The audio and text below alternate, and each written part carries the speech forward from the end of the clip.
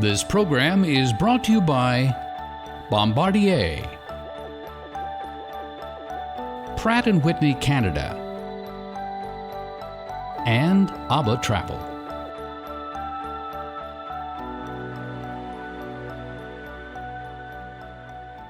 The diverse Ethiopian landscape is an awe-inspiring sight that needs to be experienced firsthand to fully appreciate the inherent beauty of this East African country. Located in the Horn of Africa, the country's varied climate and irregular topography create a challenging barrier when moving goods and people around the country. The dawn of aviation in Ethiopia ushered in a new era in transportation and communication. Before the airplane, Ethiopians depended primarily on horses, mules, and early motor vehicles to navigate some of the most impassable terrains in the world. The airplane was the perfect solution to avoid the need for expensive rail, road, and bridge infrastructure required to connect distant communities. On February 1, 1946, the first 6 Douglas C-47 Skytrains flying in V formation arrived in Addis Ababa, marking the spectacular beginning of Ethiopian Airlines. The airline's dramatic journey to become the leading airline in Africa had begun. The demand for air travel proved so great that in 1946, 4 more C-47s were purchased from the US military. Although the overall travel time to move about the country was greatly reduced, the aircraft came with few comforts for the passengers. The standard layout was 2 rows of folding, bench-type canvas seats, leaving the central aisle clear for cargo to be lashed to the floor. Despite the lack of creature comforts, the Douglas C-47 was the pioneering backbone of air transportation, flying thousands of hours and providing decades of dependable service. When the time arrived to purchase new aircraft, Ethiopian discovered it was difficult to find a replacement for the C-47's ruggedness and reliability. The arrival of the pressurized Convair 240 in 1950 offered enhanced passenger comfort, but they came with some dramatic performance issues. The 240's performance was considerably compromised by the short runways and high altitudes of Addis Ababa and Asmara airports. To overcome the performance shortfalls, the use of a jet-assisted takeoff system, or JATO, was required to get the Convairs into the air with a meaningful payload. As a result, the C-47 maintained its position as Ethiopian Airlines' most trusted aircraft, and by 1952, the Skytrain linked 21 cities to the nation's capital. Even as the first jets began entering the fleet during the 1960s, a further 6 C-47s were added. It wasn't until 1981 that Ethiopian Airlines finally found an aircraft that could match the reliability and performance of the C-47. It was the first time the airline turned to de Havilland Aircraft of Canada with an order for 2 Dash 5 Buffaloes. This robust aircraft was a twin-engine turboprop tailored primarily as a military freighter, although it could also carry passengers. It could carry a payload of 18,000 pounds out of runways as short as 1,300 feet. The inaugural order with the Canadian manufacturer initiated a long and trusted relationship that continues today between Ethiopian Airlines and Bombardier Aerospace that purchased de Havilland Canada in 1992. By 1985, the C-47 finally entered its twilight years with the first deliveries of the de Havilland Canada -6 Twin Otter. The rugged, 18-seat twin-engine turboprop airliner was engineered to provide the same short-field performance as the larger Buffalo, with a focus on passenger operations. The Twin Otter was the first de Havilland Canada aircraft to use the Pratt & Whitney Canada PT-6A, one of the most iconic turboprop engines in aviation history. Pratt & Whitney Canada was founded in 1928, initially as a repair and overhaul provider specializing in Pratt & Whitney radial engines. During World War II, the company began assembling the Wasp series of engines in support of its American counterpart.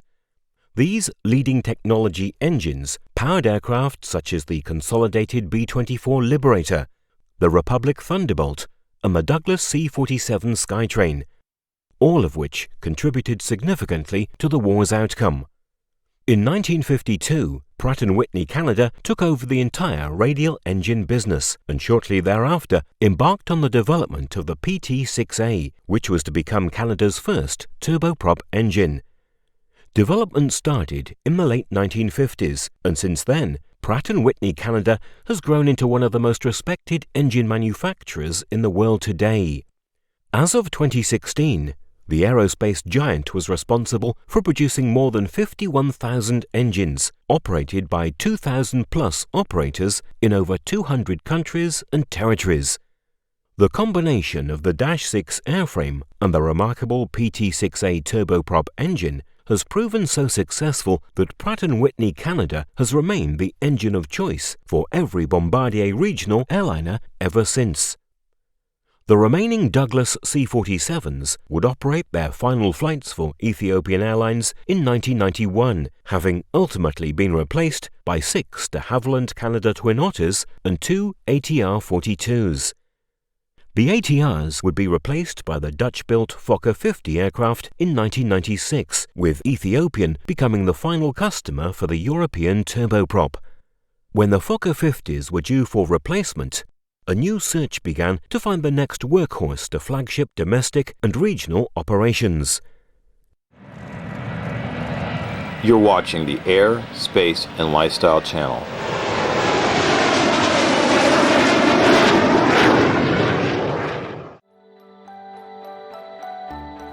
For all your travel needs in Ethiopia, choose ABA Travel.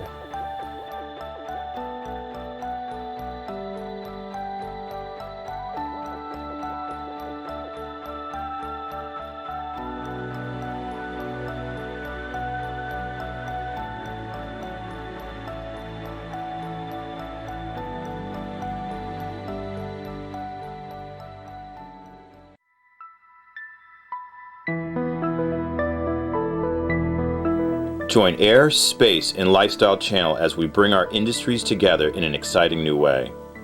Our coverage of the world's top air and trade shows is unmatched. We've been entrusted to film aircraft worth billions of dollars across the world. Our decades of coverage across 6 continents and over 50 countries has resulted in a diversified aviation, space, and travel database containing exclusive material never before seen. From these extensive archives, we've produced over 100 unique DVD programs.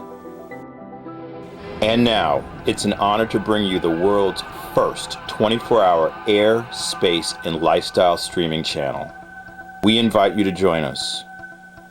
Failure is not an option.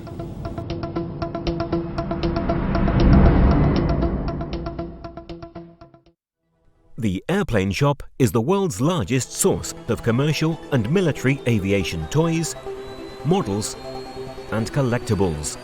When in New York, New Jersey, Miami, or Las Vegas, drop into the Airplane Shop. For directions, please visit our website.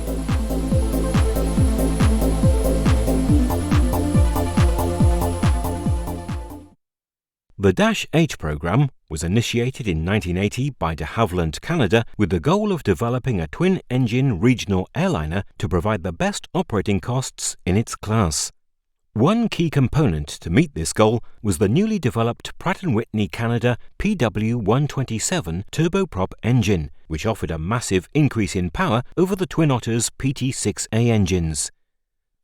The PW100 family of engines celebrated 30 years of service in 2014 and, thanks to the latest fuel-efficient technology, continues to be one of the best engines in its class. A total of 671 classic versions of the Dash 8 were built in a production run that lasted 24 years, ending with the final delivery in 2008. In 1995, Bombardier launched a larger, stretched version of the Dash 8 that would revolutionize the turboprop industry. This version incorporated the very latest avionics, systems, engine, and airframe technology. Known as the Bombardier Q400, The aircraft features seating for up to 86 passengers, while offering jet-like speeds up to 360 knots or 665 kilometers per hour. In regular service conditions, this equates to 60 to 90 knots faster than the competition, such as the ATR and Fokker 50. The aircraft's PW150A is the most advanced turboprop engine ever developed for regional operations and offers double the horsepower while being 50% more fuel efficient. The engine's maximum rating of 5,071 shaft horsepower drives a formidable Doughty 6-bladed composite propeller measuring 13 feet 6 inches in diameter. In every aspect of its design and performance, the Q400 changes the way that commuter and regional routes are operated. It eliminates every negative aspect associated with propeller-driven aircraft, while matching jet airliner comfort and speed with turboprop-like fuel economy. Other major updates include the most modern flight deck of any turboprop, highlighted by a modular, state-of-the-art avionics package. The 5 high-resolution liquid crystal displays offer greater reliability and lower weight and complexity, resulting in a flight deck more common in modern jetliners instead of a regional turboprop.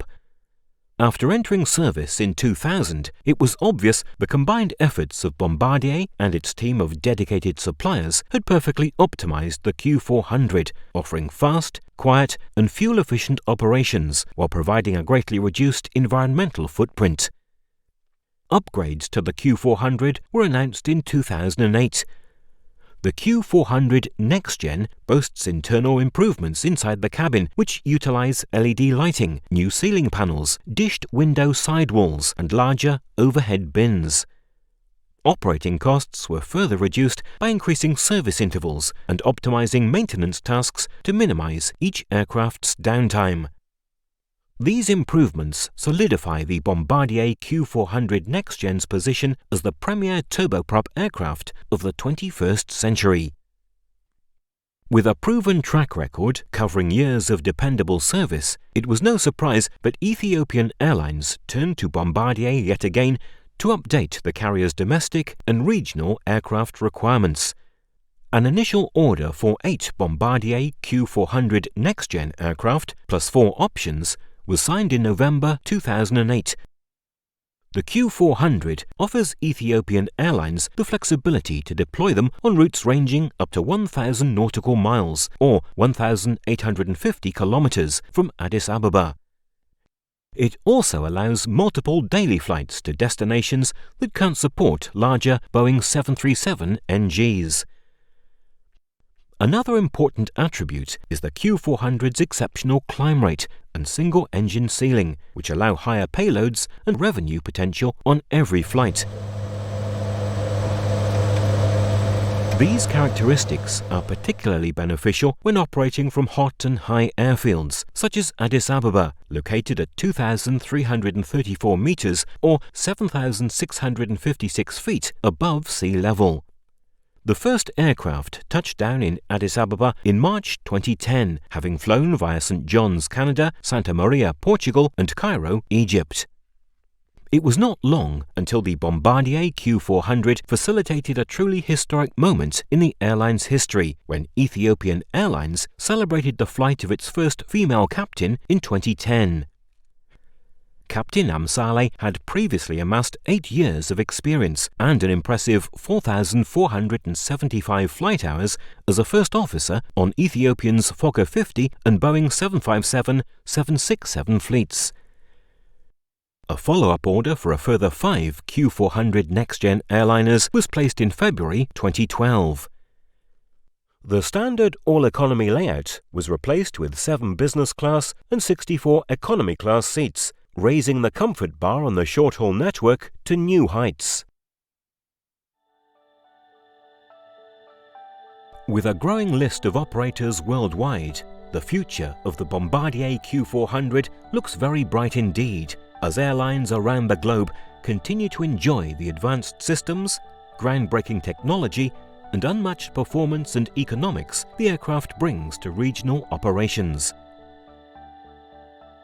Ethiopian Airlines itself is one of the fastest growing airlines in the world and has set its sights on being one of the world's greatest airlines in the coming years.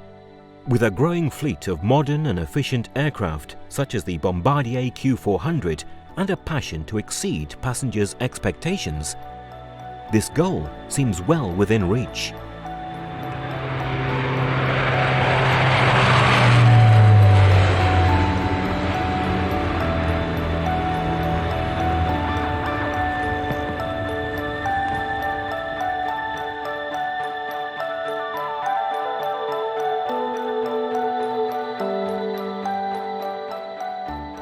For all your travel needs in Ethiopia, choose ABA Travel.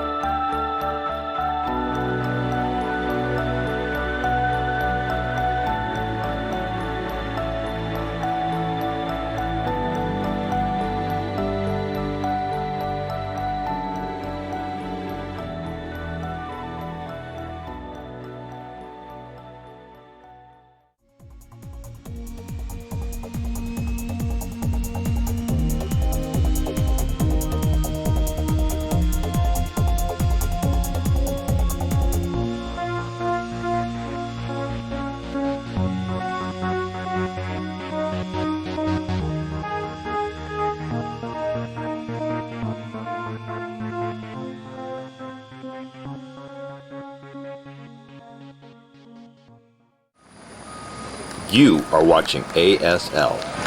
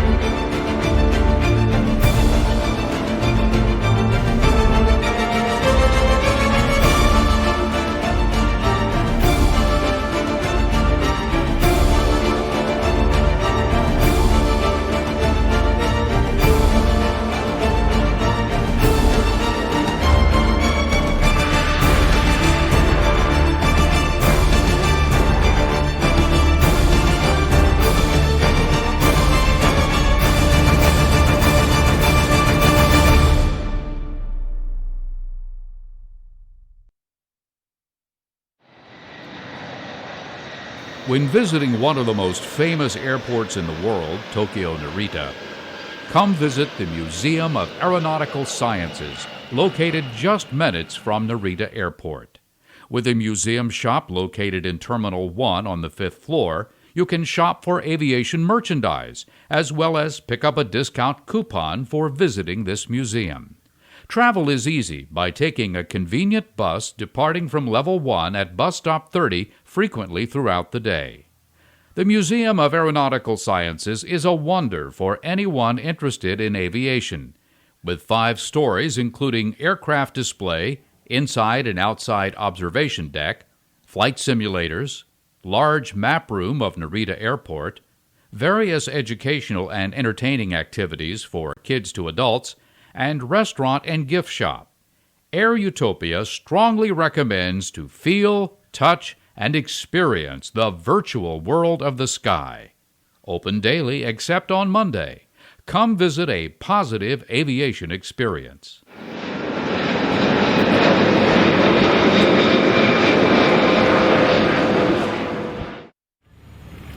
You're watching ASL.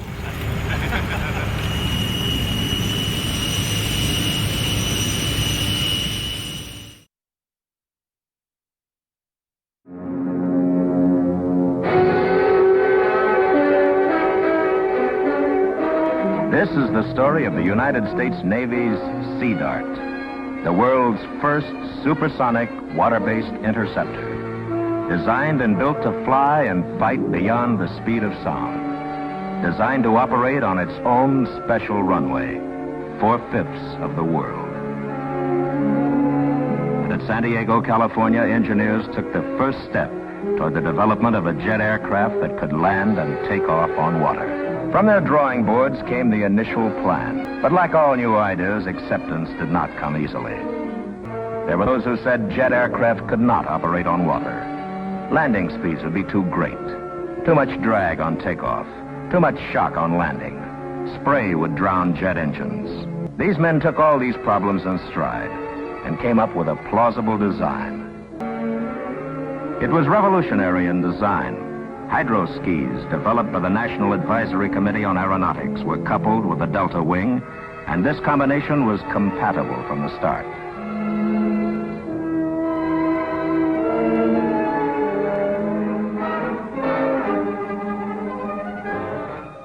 Transforming a dream on paper into reality, everything must be perfect.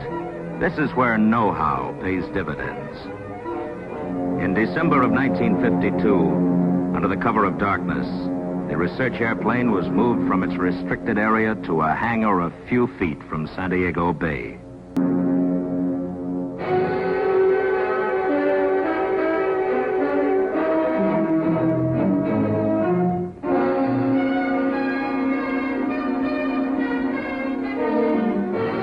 There are few experiences on Earth which can equal the things crowding in on a test flight staff or the designers of a new airplane at a moment such as this. There's nothing more that people on shore can do. No more time for another check. No more time for one last adjustment. This is the payoff. And as the Sea Dart moved away from shore, the hopes and the dreams of the engineers and craftsmen who made this moment possible rested in the hands of one man, the test pilot, whose mission it was to ride herd on the new airplane, give it treatment it would seldom get in actual use, take it to the breaking point, ring it out.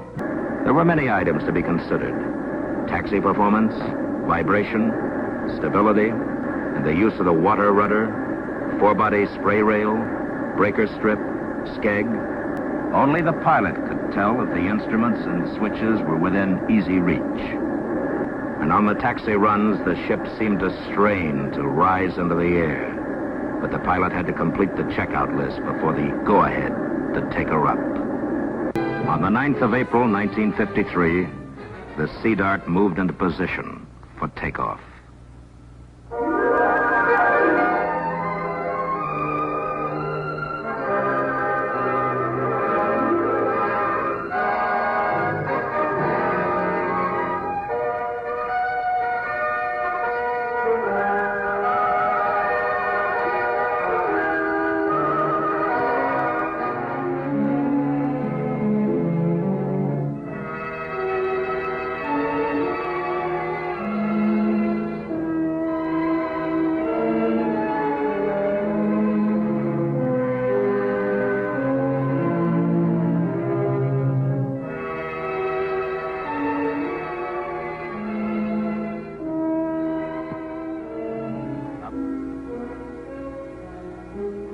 The flight test program was moved to the open sea, 5 miles off the Southern California coast. In the weeks that followed, many design improvements were made until one major problem remained. Pilot reports indicated the twin ski undercarriage could be improved. The engineers then decided to incorporate a single ski arrangement on the research airplane. The single ski provided improved takeoff performance, lower airplane weight, less vibration. The pilots liked her. Her new engines kicking out 10,000 pounds of thrust, riding the water like a bobsled. Clean, deadly, fast. Fast enough to leave her sound behind her, and built to take it.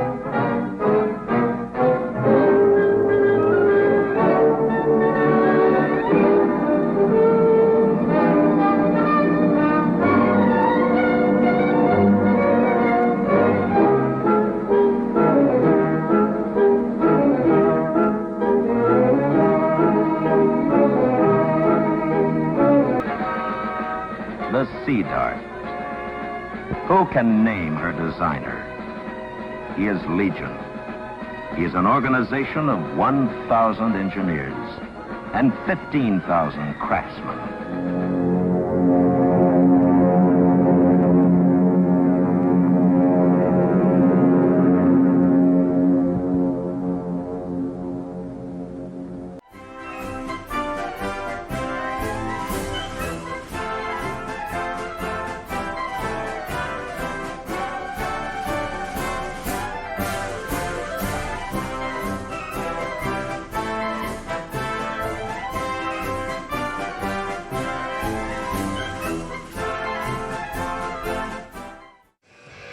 This is ASL.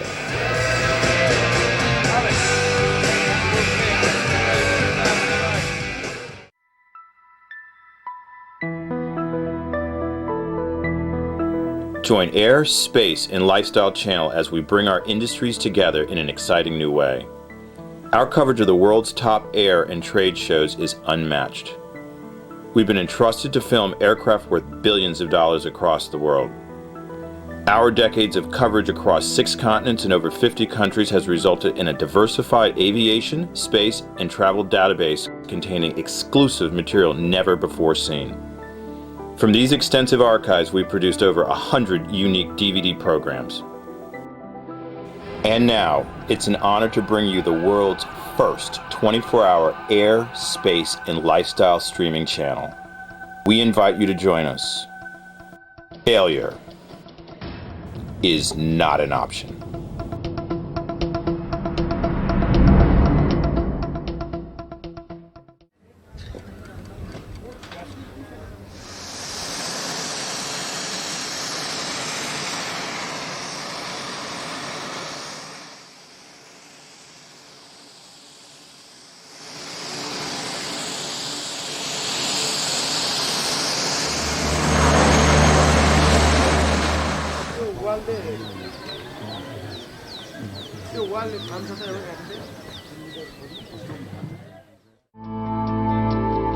You're watching the Air, Space, and Lifestyle Channel.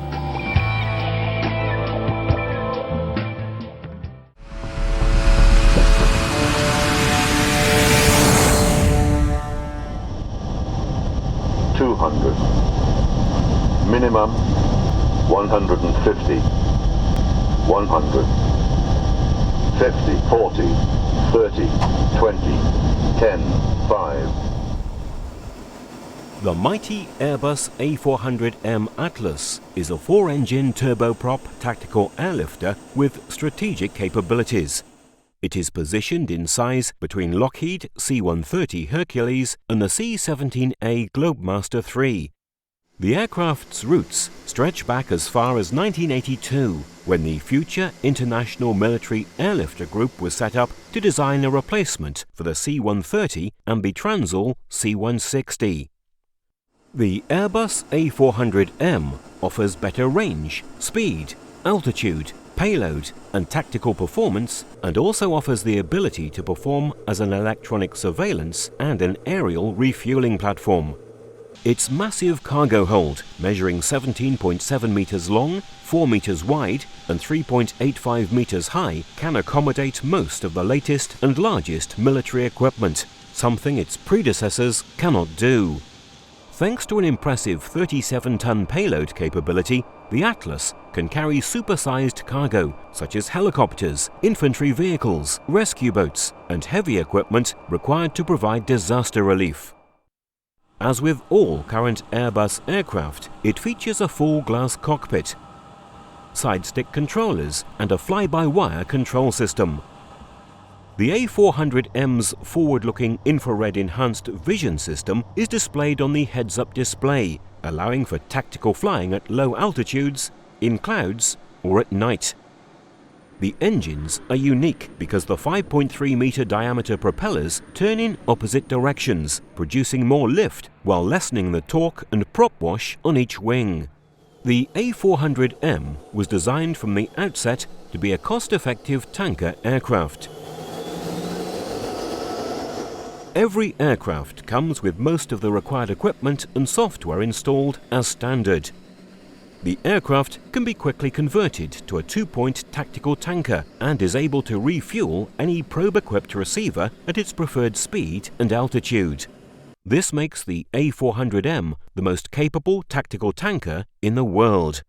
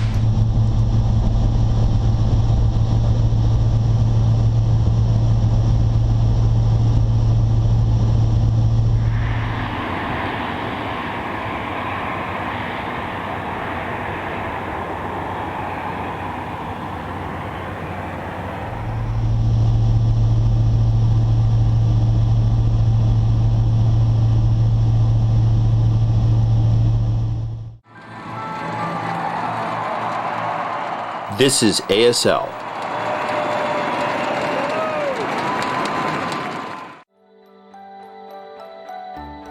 For all your travel needs in Ethiopia, choose ABA Travel.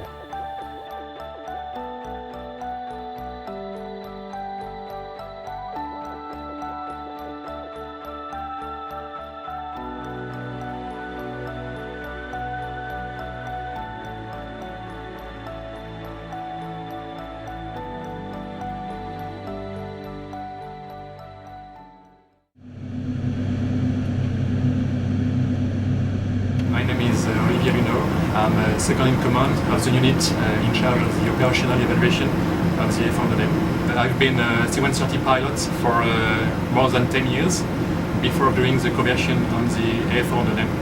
And I had the opportunity to be one of the first crew qualified on the A400M. Since then, we started the evaluations 1 year ago, the 2nd August of 2013, and we continue now the evaluation of the aircraft to check all the equipment we've got in the French Air Force is compatible with the A400M. We make sure that all the airfields we have in France are equipped and ready to receive an A400M for missions. I did the first missions in Djibouti, and since then we have the opportunity to do operational missions. When I mean operational, it means the aircraft leaves Orleans going to Africa or some place like that. And recently I had the opportunity to do an evaluation in South America. So we went to La Paz to see how the aircraft works in a high altitude airfields. It was very interesting.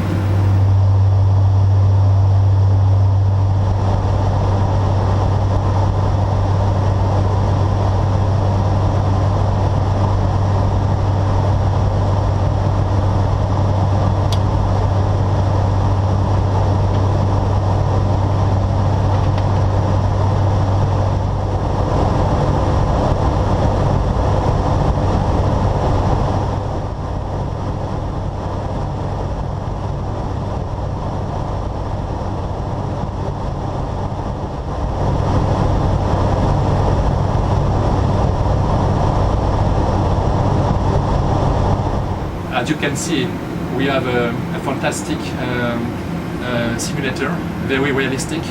So we do about 35 missions for training before doing the first flight. And the simulator is so realistic, it's like doing the flight for reals. When we first flew on the aircraft, it was like a sim, it was quite easy.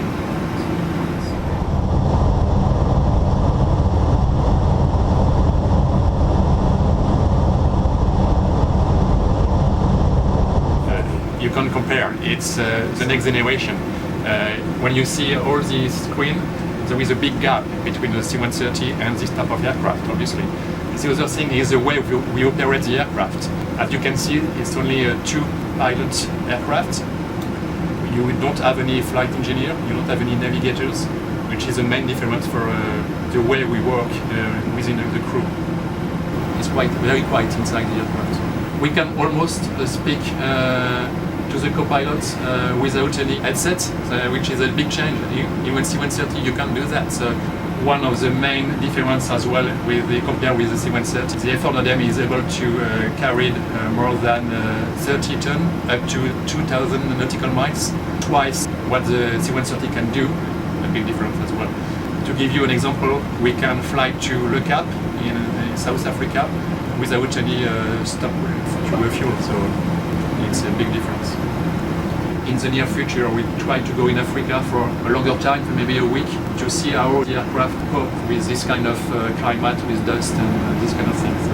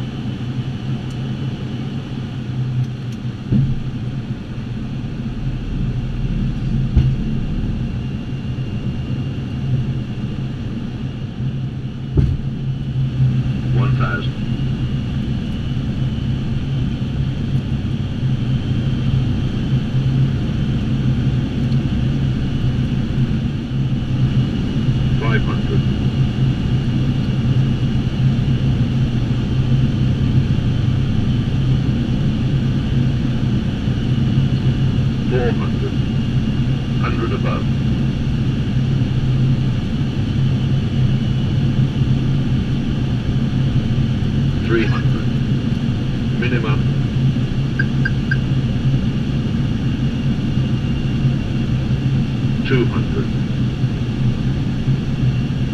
150, 100,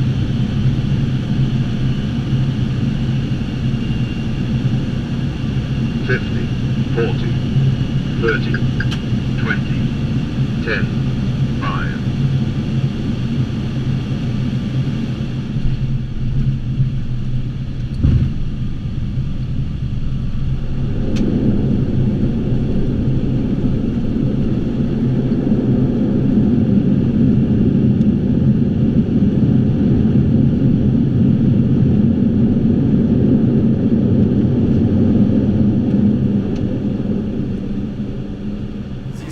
This aircraft is very new, so we have to discover a lot of minor things. But yeah, we are very happy with the aircraft.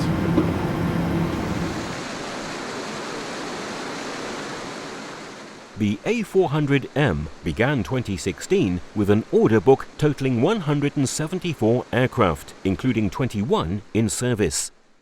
The initial industrial ramp-up of the production line is steadily gathering pace, with deliveries expected to reach 23 units in 2016 compared to only 11 in 2015. Spain is set to become the sixth operator of the type during 2016, joining France, Turkey, the United Kingdom, Germany and Malaysia. Belgium will join the group in 2018, followed by Luxembourg in 2019. As the list of operators grows and as more aircraft enter service, the A400M is destined to blossom into one of the world's premier tactical and strategic airlifters.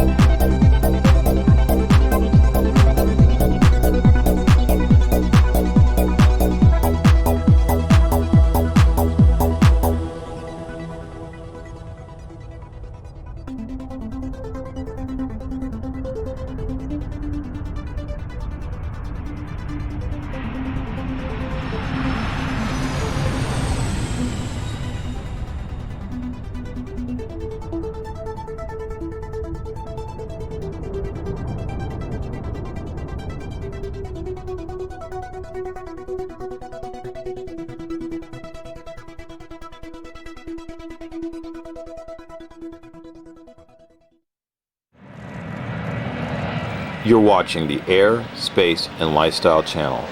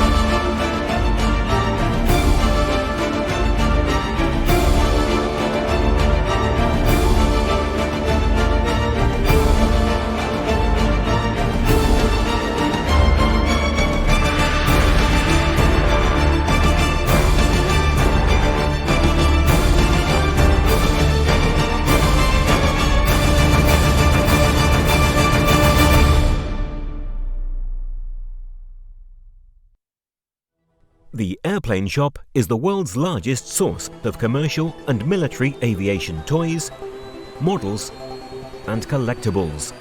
When in New York, New Jersey, Miami or Las Vegas, drop into the Airplane Shop. For directions, please visit our website.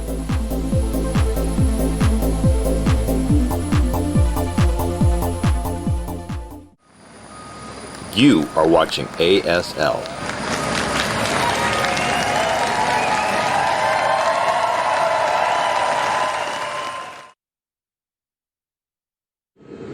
We are going to recreate something that happened in Isaac Newton's back garden back in the 17th century.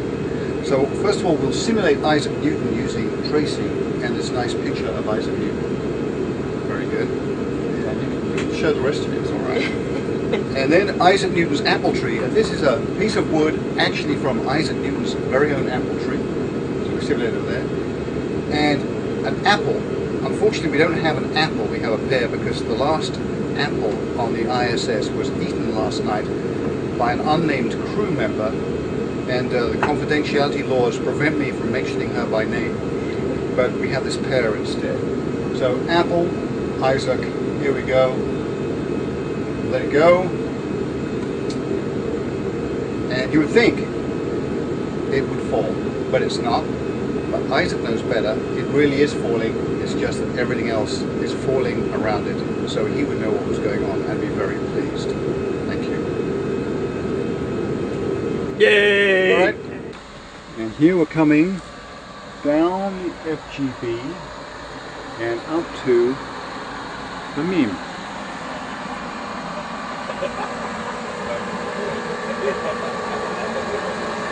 Hey guys, there's nobody in the meme. Oh, hey!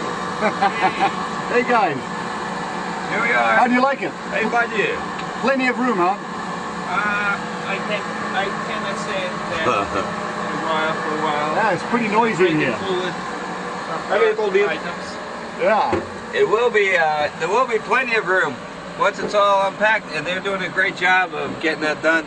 But here's the cone where the probe went in and where we docked her with using the arm. Without touching the sides, note. Garrett? Yes. Yes. There's a little nick on the probe in one corner. Actually, I want to go check that out.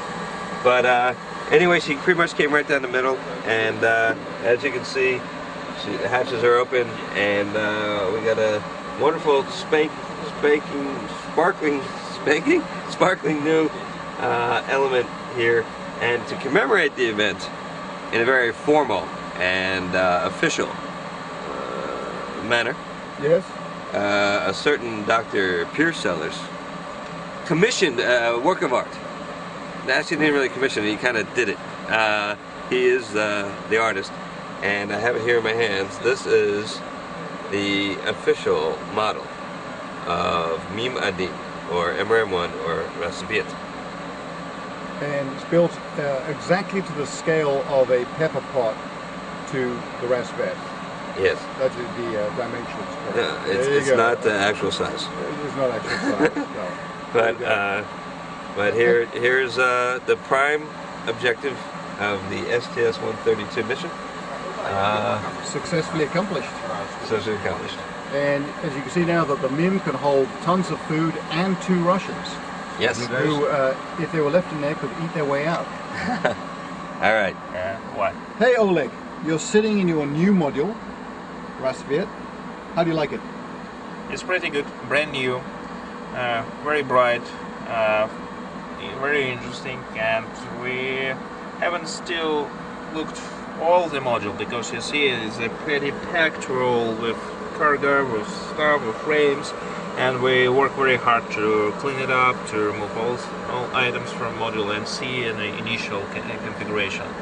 But in any case, we're really glad that we get this new Russian module, and especially thanks for STS-132 crew and for Atlantis.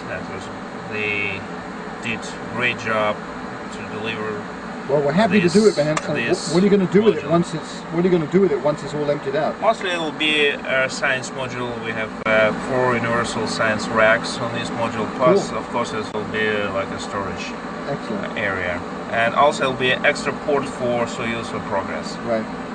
And you guys need the storage, so this is good news that we absolutely and to really help us to clean up station to keep it in good shape. All right, man. Thanks a lot. You're welcome. Good luck. Hey, Bueno. Hi, Steve. What are you doing? Hello, Piers. I'm cleaning out my food locker. We're consolidating. We had 2 trays of food for the whole time here, and everything that I don't think I'm going to eat, I'm going to leave here on station for the other guys and lighten our load a little bit coming home. Right, here the blueberry cobbler is the big item in demand, and Kona coffee. So I've loaded up on that. Steve-O, you did the same thing? I'm drinking as much as I can before. Actually, I've already emptied my food drawers, now I'm just eating. So, Steve, you try to sell yours, and what is the currency on station? That's a good question. I'm not exactly sure what we can use as a currency here that has a value upon our return to Earth. I think goodwill. Goodwill. That's what we've been establishing here. There you go. There's something I missed. Good for you, man. Some peak. Okay, so Steve, are you eating those nuts, or I thought you were going to hand them over to the station side? No. They said keep what we wanted for the last few days. Oh, okay. M&M's. This is the commodity. That probably is the currency of choice. These are coming home for my daughter Shannon. Shannon, these are all yours. Look. Fantastic NASA M&M's.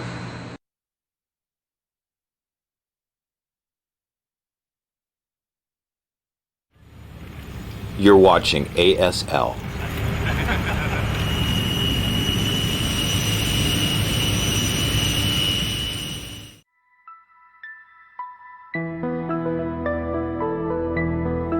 Join Air, Space, and Lifestyle Channel as we bring our industries together in an exciting new way. Our coverage of the world's top air and trade shows is unmatched. We've been entrusted to film aircraft worth billions of dollars across the world. Our decades of coverage across 6 continents and over 50 countries has resulted in a diversified aviation, space, and travel database containing exclusive material never before seen. From these extensive archives, we've produced over 100 unique DVD programs. And now, it's an honor to bring you the world's first 24-hour air, space, and lifestyle streaming channel. We invite you to join us. Failure is not an option.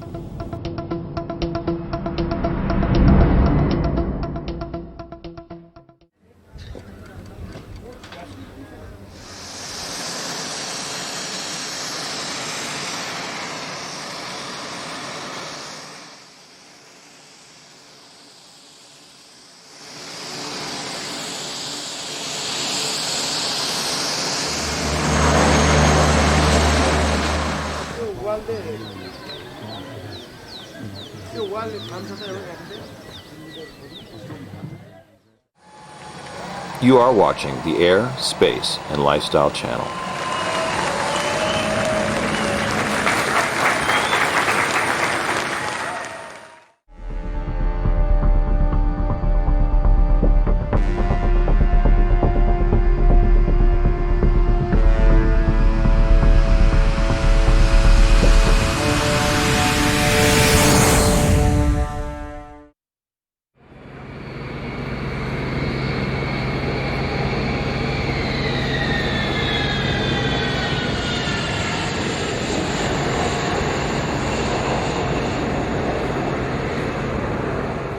This program is brought to you by Embraer and the Airplane Shop.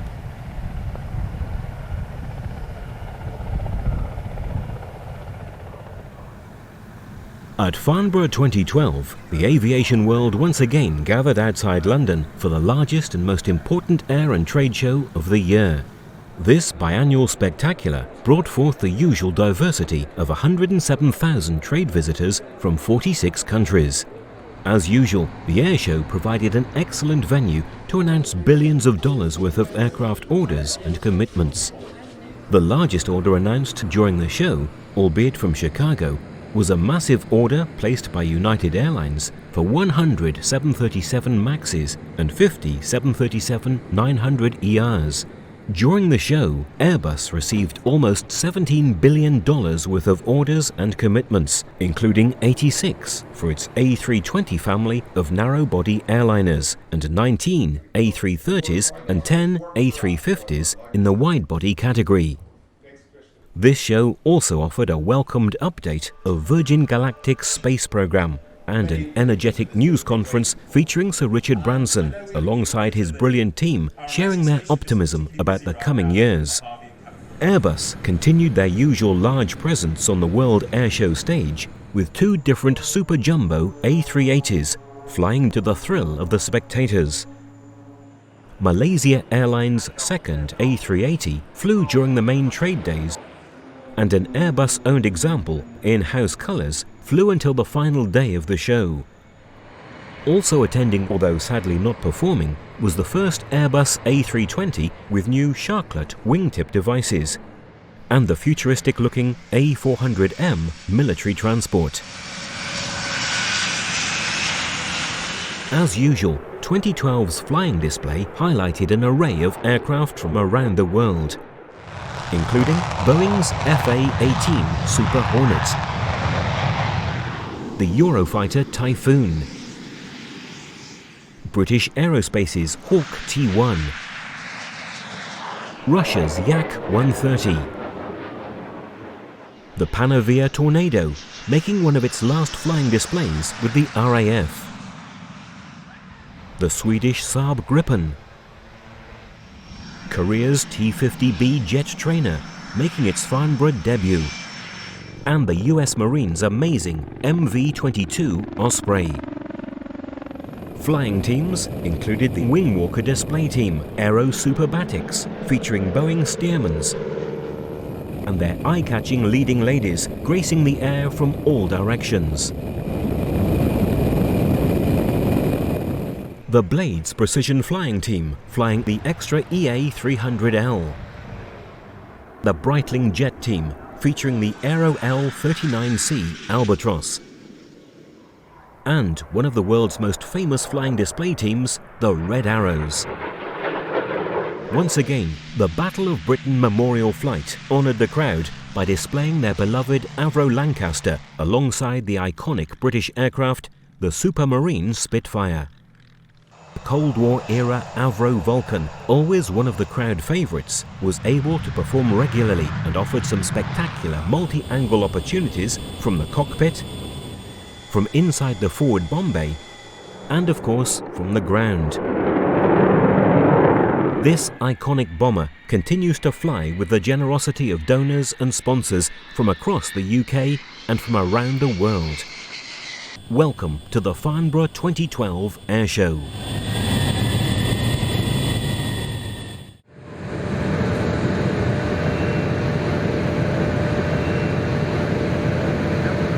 We're with Captain Randy Neville, Chief 787 Test Pilot here at Farnborough 2012. He's the pilot flying this whole display, the first time in 30 years.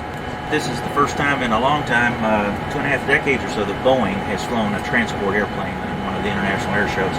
And we elected to do it this year to get the airplane out in front of the public now that we've moved through the development phase. So that the intent of our display is to just highlight some of the features of the airplane, the distinctive features, whether it's the wing sweep, whether it's just the curvature of the wings, whether it's the quiet nature of the airplane, and just the elegance of the airplane as it flies. So that's what our profile consists of. It starts off with a fairly steep climb. We get the nose up about 40 degrees in pitch with a fairly aggressive push over to level flight and accelerate from there. We accelerate as we turn back towards the field to 300 knots. So in a short amount of time, we're showing a bit of the performance characteristics to be able to make a hard turn and then in that short distance still accelerate out to 300 knots. Clean airplane, very clean wing, good performance out of the engines. So we do a 300 knot pass followed by a level 2G turn in front of the crowd as we start slowing down. We then come back along the runway for another pass where we do a wing rock just to acknowledge the crowd. And then from there we pitch up to do a little bit of an offset to come back and land. For this air show, we actually come back and we'll do a touch and go, something we typically only do for training, but it's a little unique to see that in an air show and with the transport airplane as well. So we'll do a touch and go and then take off from that touch and go, come back around and land opposite direction on the runway, so both ends of the runway can see the airplane landing. There's a lot of things about this airplane that pilots are going to love. We spent a lot of time working on the flight controls. There's fly-by-wire in all three axes, so it flies very nicely. It flies very smoothly, but it's also very responsive throughout the envelope. We've got 5 of these large format glass displays. Multicolor, very clear information on that. You can move information around very easily. We can configure those as you like, whether engine instruments are here or over there. The electronic checklist could be displayed there. Our page that we use to program our data link can be programmed there. So those are all options we have. So that the large format glass displays are very nice. Having 2 HUDs, one for the captain, one for the first officer, and that's standard equipment. It comes with every 787. Some airplanes you can add on after the fact, but that's a great tool. All your symbolics that's normally down here for flying the airplane, for flying an instrument approach, is displayed up here, projected from there, but all that information basically floats in front of your eyes as you're looking out at the real world. Dual electronic flight bags. I happen to have the security cameras for looking outside the flight deck called up. On your side, you happen to have the terminal charts that we can call up over here to show the approaches that we want to do. All of those airfields around the world are right at your fingertips. There's some performance software in here that allows us to do our calculations for takeoff speeds, takeoff distances, all at your fingertips for every runway that we would operate from. Very roomy flight deck, probably the largest windows I think in the industry. Excellent visibility looking out of the flight deck. It's a very quiet flight deck, quietest flight deck I've ever been on. So all those features are going to make it phenomenal for pilots to fly this airplane. This is ASL.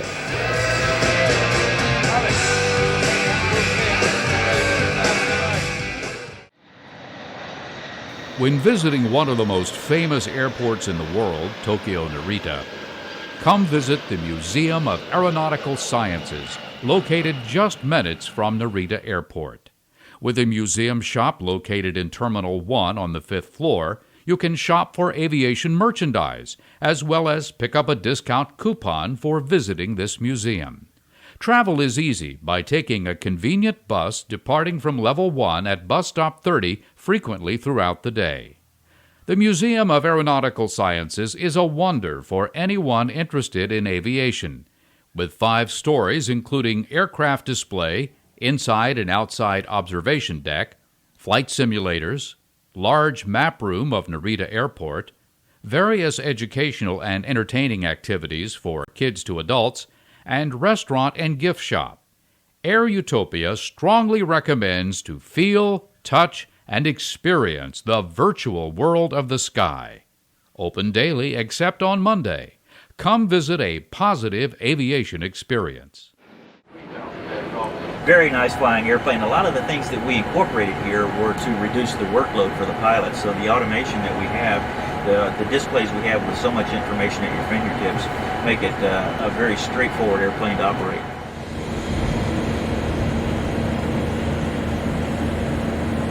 It's been a pleasure to discuss with you the airplane. Thank you. Thank you. My pleasure. Thank you.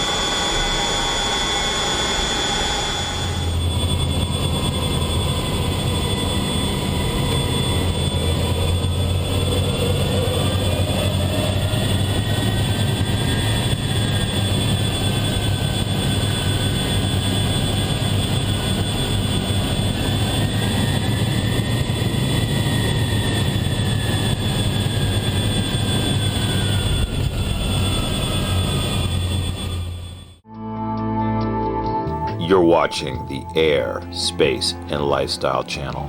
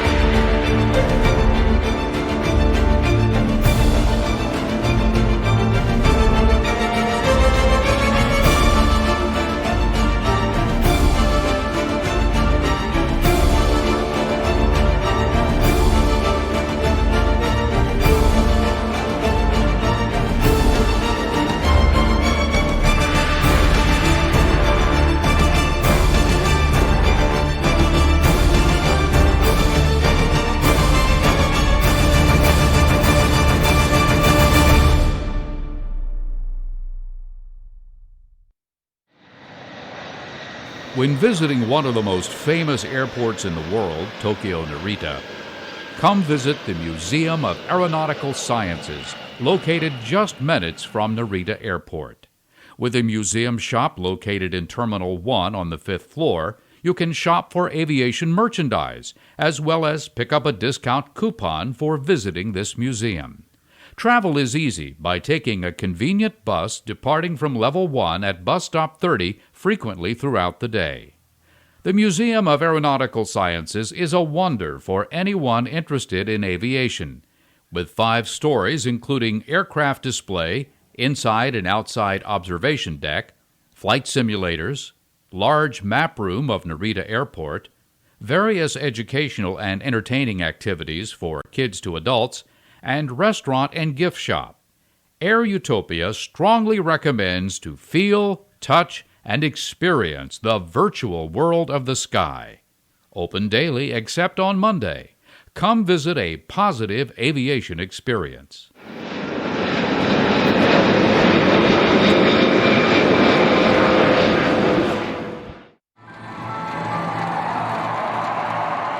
This is ASL.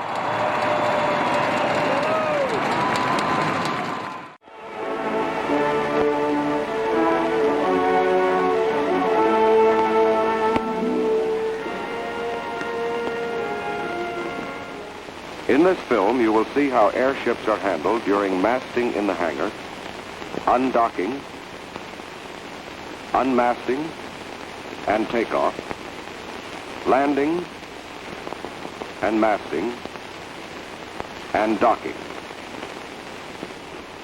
The mast is moved to within 10 to 15 feet of the nose cone. The winch operator on the mast hauls in sufficient line to remove the slack from the nose pendant. After the ground handling officer receives the ready aft signal from the petty officer aft, he makes sure that the airship is properly trimmed to meet the mast. If it is not, the man in the cockpit changes the trim according to the signals given by the ground handling officer. The ground handling officer then signals to the winch operator to take a strain on the hauling in line and orders the tractor driver to move the mast in slowly. As the mast moves closer, the top man guides the locking cup so that it will engage the nose cone on the airship.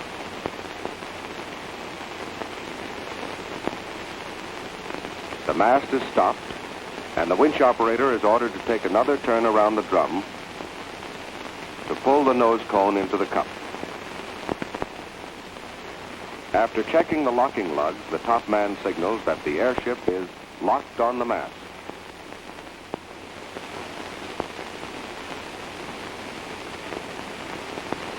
The airship is masted and ready for undocking. But before undocking, wind must be taken into consideration. A moored airship always vanes into the wind.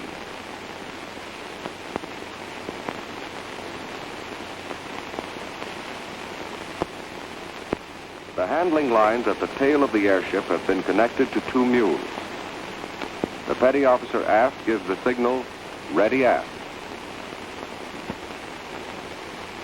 The pilot gives the clear to undock signal. The ground handling officer instructs the tractor driver to proceed to the side of the hangar favoring the wind.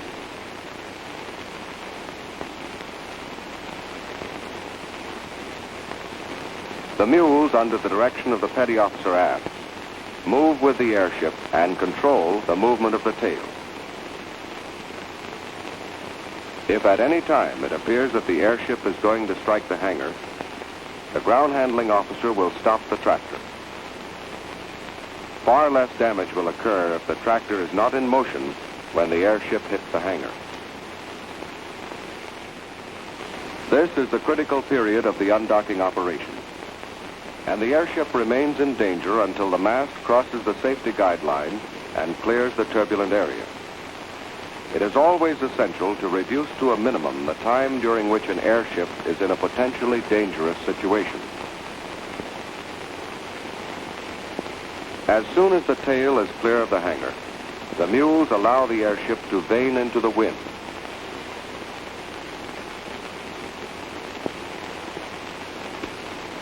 When it is considered safe to do so, the mules are ordered to disconnect the tail handling line.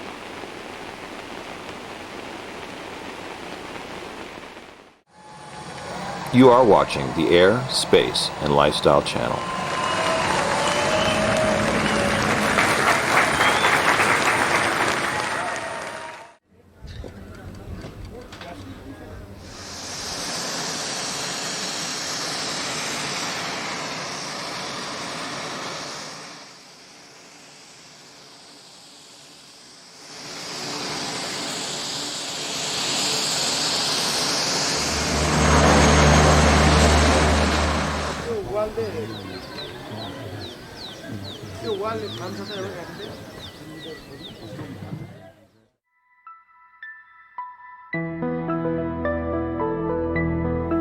Join Air, Space, and Lifestyle channel as we bring our industries together in an exciting new way. Our coverage of the world's top air and trade shows is unmatched. We've been entrusted to film aircraft worth billions of dollars across the world. Our decades of coverage across 6 continents and over 50 countries has resulted in a diversified aviation, space, and travel database containing exclusive material never before seen. From these extensive archives, we've produced over 100 unique DVD programs. And now, it's an honor to bring you the world's first 24-hour air, space, and lifestyle streaming channel. We invite you to join us. Failure is not an option.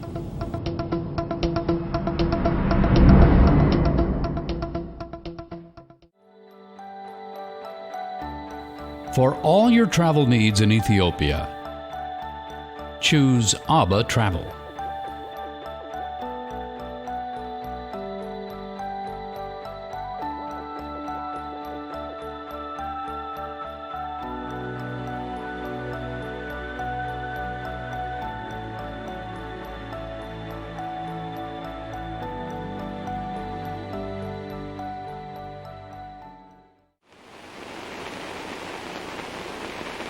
The airship can then be moved to a designated area and prepared for takeoff. For unmasting and takeoff, the ground handling officer directs the airship to the downwind edge of the mast. The takeoff path must be unobstructed and clear of any turbulent area. The ground handling officer gets the pilot's approval of the takeoff site. The nose handling lines are connected to the mules, which take position on each side of the nose of the airship. When the pilot is ready and assured the airship is properly trimmed, he gives the signal to unmast. Now the ground handling officer orders the top man to pull the lug.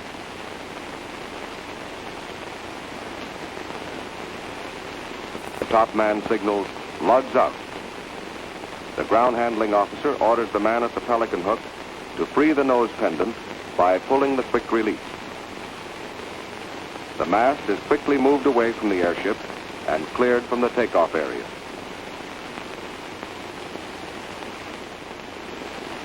The mules maintain their position to check sideward movement and keep the airship headed into the wind. Fore and aft movement of the airship is controlled by the forward thrust of the propellers and the reverse pull of the nose line. When the pilot signals that he is ready for takeoff, the ground handling officer checks the takeoff area again and directs